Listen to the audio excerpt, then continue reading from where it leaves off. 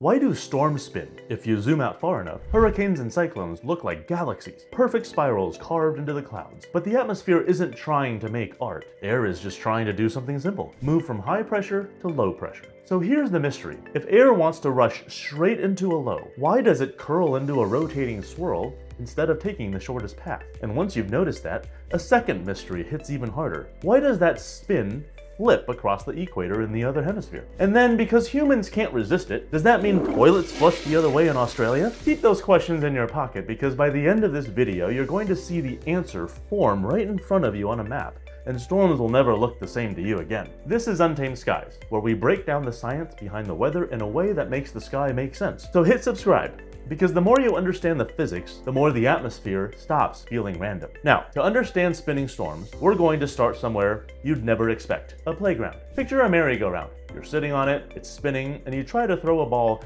straight to a friend sitting on the opposite side of you. In your mind, that should be easy, a straight throw. But what actually happens? From your point of view on the spinning platform, the ball seems to curve off to the side and miss, even though nobody touched the ball. Nothing pushed it sideways. If you film that same throw from above with the camera standing still on the ground, the ball would look like it traveled in a near straight line. The only thing that changed is the point of view, your rotating frame versus a non-rotating frame. The platform rotates underneath the ball while the ball is in flight. So on the ride, it looks like the ball bends. If the merry-go-round is the rotating Earth, that sideways deflection that appears only because you're describing motion in a rotating frame is what we call the Coriolis Effect. It's not a force in the same way gravity is. It's a correction term that shows up when you apply Newton's laws of motion on something that's rotating. So it's fake in the math, but real in the consequences. Scale that merry-go-round up to planet size, and you've basically set the stage for how winds curve on Earth. When you look at the animation comparing motion on a stationary Earth versus a rotating Earth, it's the same idea. On the stationary planet, the path stays straight. On the rotating planet, the surface turns beneath the moving object so the track, drawn relative to the ground, curves. From space, the motion is straight-ish. From Earth, it appears to bend. So to keep Newton's laws working in our Earth-based viewpoint, we include the Coriolis term, an apparent sideways acceleration tied to Earth's rotation. Now here's the part you can actually use in real life when looking at weather maps. Coriolis always acts sideways to the motion,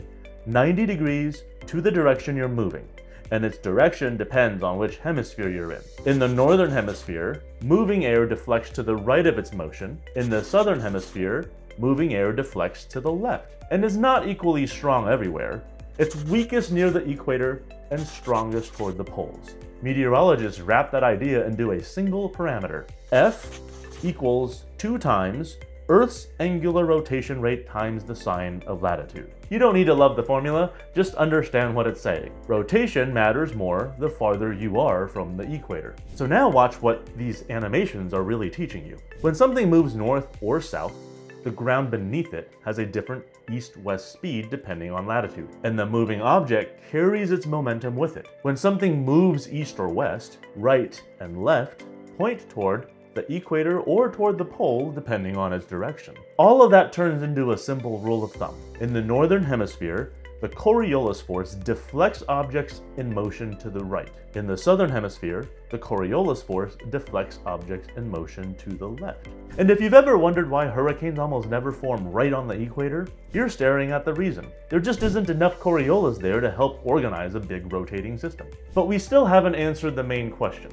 Why do storms spin at all? Coriolis is a deflection, not an engine. It doesn't create wind out of nothing. In fact, when an object isn't moving relative to the Earth, the Coriolis force is 0, even if you're close to the poles. Weather starts with pressure differences. Air accelerates because pressure pushes it from high pressure toward lower pressure. So a difference in air pressure acts like throwing a baseball. The pitcher is the high pressure, and the catcher is the low pressure. On a non-rotating planet, that would look like straight arrows pointing into the low, air rushing directly inward. On a rotating Earth, the moment air starts to move, Coriolis kicks in and turns it depending on which hemisphere you're in. So instead of a beeline into the low, the wind path curves.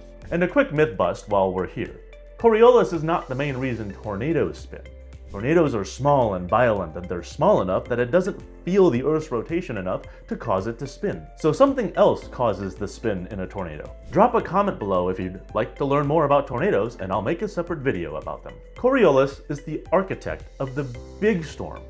Mid-latitude cyclones, hurricanes, jet stream patterns, the stuff that's hundreds to thousands of miles across and lasts for days. Now, about that toilet question, does the hemisphere decide which way your toilet flushes? In normal bathrooms, no. The toilet bowl is tiny, turbulent, and is much smaller than even a tornado. So the water gets its rotation from the jets, the geometry of the bowl, and the way the flow enters, not the Earth's rotation. Coriolis is real, but over a few seconds and a small distance, it's so small that it's overwhelmed by everything else happening in the bowl. In a large, calm, carefully controlled tank, where you eliminate turbulence and keep the water still long enough, like for many hours, then yes, you can measure a hemispheric preference to the spin, but your bathroom is not that experiment. So if toilets aren't the proof, where did the science come from? The math that underpins motion on a rotating frame of reference was formalized in the 1800s by French mathematician Gaspard Gustave de Coriolis, who worked out what extra terms appear when you describe motion in a rotating coordinate system. Later, the same framework became essential for understanding the atmosphere and oceans on a spinning planet. And it also became crucial in another place you might not expect: ballistics. If you launch something far enough, long-range artillery, rockets, ballistic missiles, Earth rotates underneath it during flight. Ignore rotation and you miss, sometimes by miles. Modern guidance systems correct for it continuously, but the correction is still basically the same idea as the merry-go-round: the projectile's path in space versus where the rotating Earth will be when it arrives. Now, if you've ever seen the so-called primitive equations used in weather models, they look intimidating. Greek letters everywhere, U and V and W and latitude and Earth's rotation rate. But there's a simple translation that connects directly to what we've been discussing here. In those equations, wind is split into components. U is east-west, V is north-south, and W is the vertical or up and down. The terms marked in brackets are the rotation and geometry terms, the family of effects that come from describing motion on a rotating sphere. The merry-go-round and perspective shift animations give you that intuition: motion that's straight in space, curved on the rotating surface. But the real atmosphere also includes conservation of angular momentum and curvature effects that show up when you write Newton's laws in spherical coordinates. That's why those bracketed terms include contributions connected to the curved geometry and the way momentum and apparent forces balance on a rotating globe. In other words, the animations we showed in this video of a flying baseball are a powerful illustration, but the full equations for atmospheric motion are the precise bookkeeping that makes global weather forecast models work. And now, here's the payoff. You've got the pieces: pressure makes air move, rotation bends moving air sideways, and that bending depends on hemisphere. So when you watch the final map animation of a low pressure center on a stationary Earth, it starts exactly how your intuition expects. Air flows straight inward toward the low. That's the pressure gradient force doing its job. But the moment we switch to a spinning Earth, the story changes instantly. The air is still trying to move inward, but as soon as it has motion, Coriolis turns it.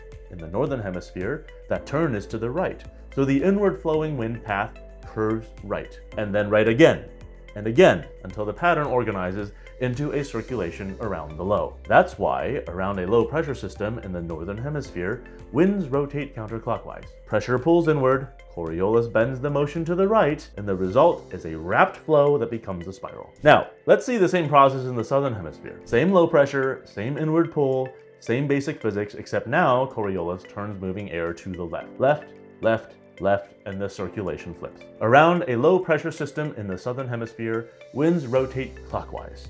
Same planet, same rules, different sign across the equator. And here's where the storm spiral is born. Pressure keeps pulling air inward. Coriolis keeps bending the moving air sideways, and the result is that winds begin to wrap around the low. In the mid-latitudes and higher up in the atmosphere where friction is weaker, the pressure gradient force and Coriolis can balance each other. When that happens, the wind flows nearly parallel to the isobars instead of cutting straight across them. That's a big reason weather systems look organized on a map. The atmosphere is constantly trying to settle into a tug of war between the pressure gradient force wanting to move the air toward low pressure and the Coriolis force trying to deflect it sideways because of the rotating Earth. So that's the answer to why do storms spin? Storms spin because air accelerates due to pressure differences, and then the rotating Earth deflects that air to the right in the northern hemisphere and to the left in the southern hemisphere, organizing storms into counterclockwise circulations in the northern hemisphere and clockwise circulations in the southern hemisphere. The sky isn't random. It's physics playing out on a spinning sphere. If this made storms suddenly feel more understandable, subscribe to Untamed Skies for more weather mysteries unpacked, and drop a comment with the next question you want answered. Because once you see the forces, you start seeing the atmosphere in a whole new way. Keep looking up.